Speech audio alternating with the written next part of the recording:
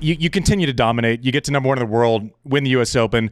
I think the best that I've ever seen you play, and correct me and tell me why I'm wrong, was the '08 Australian Open. I think you were the most complete version of yourself while you were completely healthy, before kind of your shoulder started having opinions about what you had to do and adjust. Am I wrong, or what do you think, if you had to say peak Maria was this moment in time, was that it? I really wanted to say you're wrong, but you're right.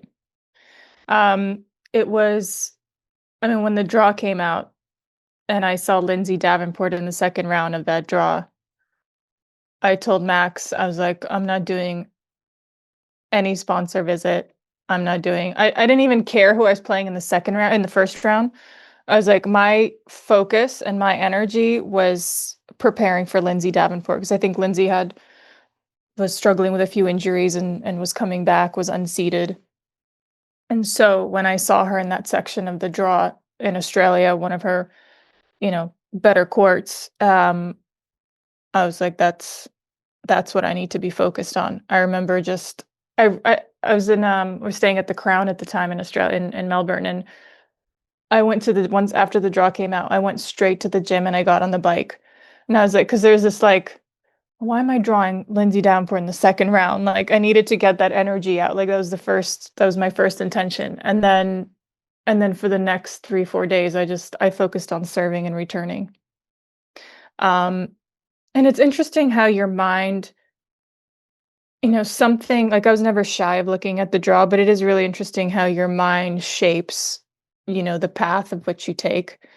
Like, the way that I got myself ready for that match mentally and physically, and you see it with how I played and just how zoned in I was in my returns and my serve. It's all because once I saw her name, I was like, this is going to determine who's going to win that match.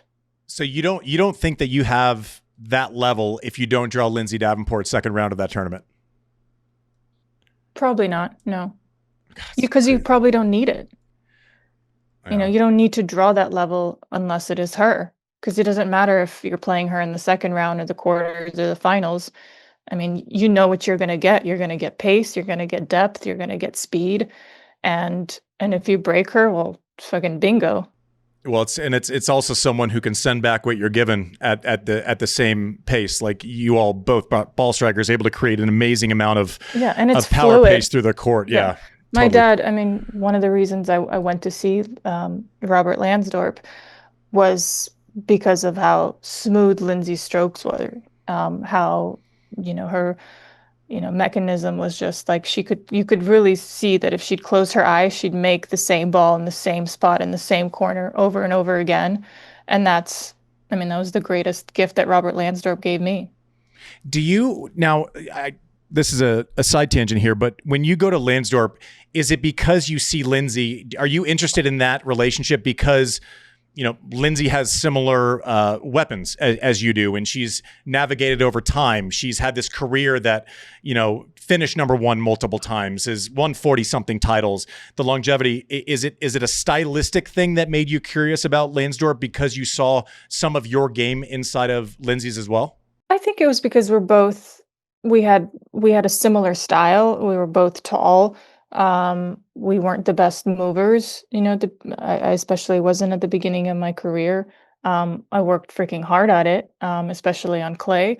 And really it was the genius of Robert making you feel like after, doing an hour's work of hitting out of the basket, you could literally close your eyes, and no matter who you were playing, you would hit the ball in the same spot on the strings every single time with your eyes closed.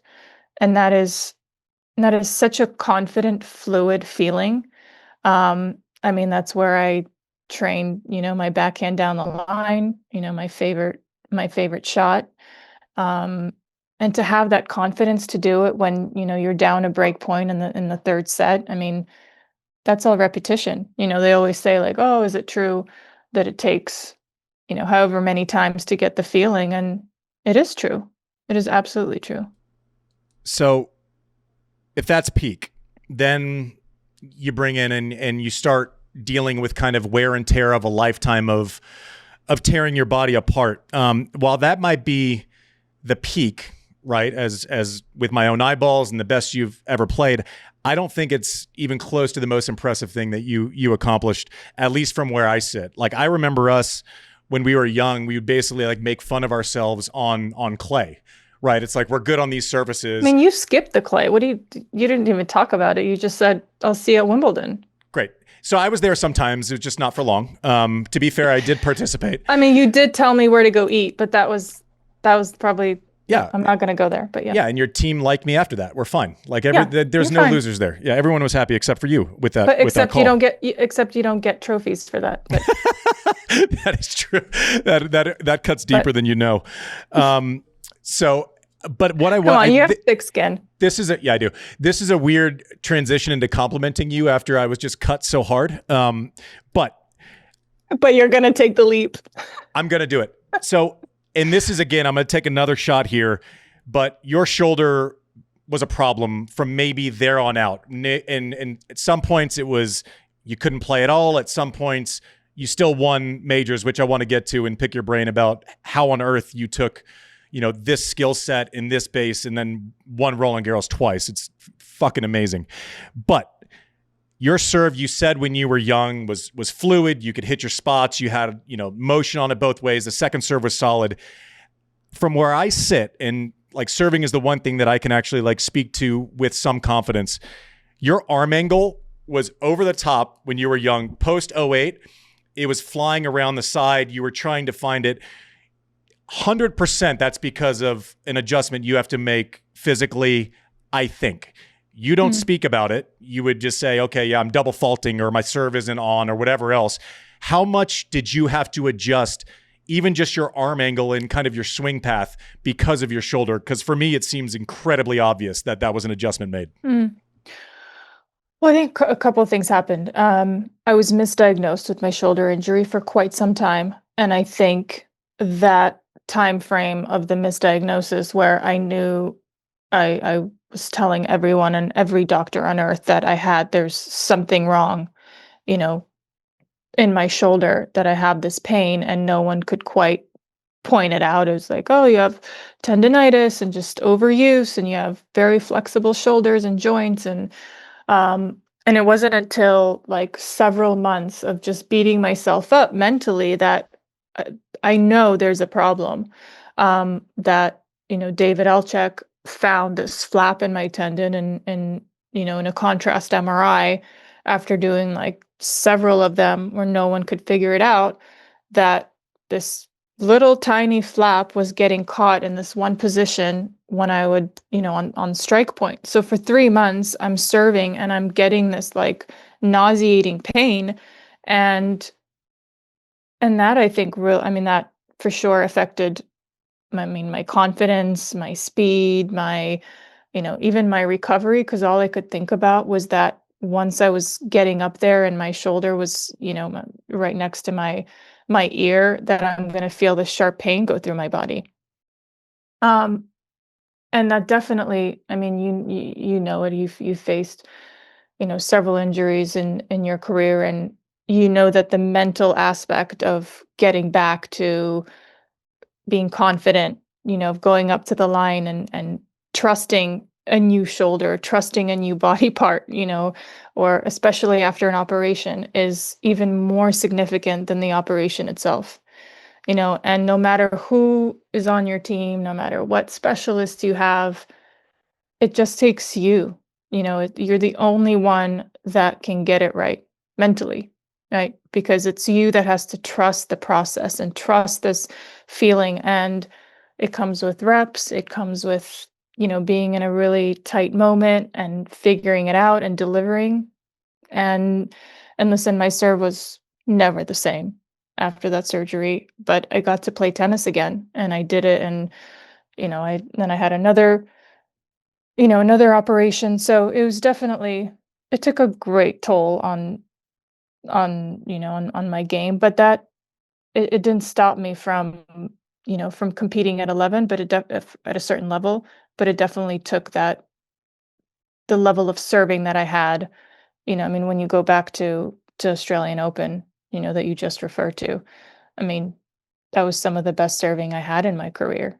I mean, I was precise. I hit the lines. I was consistent. My second serve speed. I mean, I took chances on it, but I was, it was very, maybe I made more errors than other players, but because my speed was higher, I was okay with that. I was still putting pressure on it. But yeah, there's no easy answer. Yeah. I just don't think, because I had something in, like, basically my shoulder was an impingement. It didn't affect my serve as much, but I couldn't hit a forehand flat anymore. But it does you no good to advertise it to anyone, because, right, the scouting report might take a year to change, right, by virtue. So it doesn't. What are you selling by talking about it? So but I don't know that. And then you have many specialists coming, and you're like, oh, I can fix your motion. And you're like, can you? Yeah, I mean, it's a complete reconstruction that you kind of have to do and pretend because like everything's okay.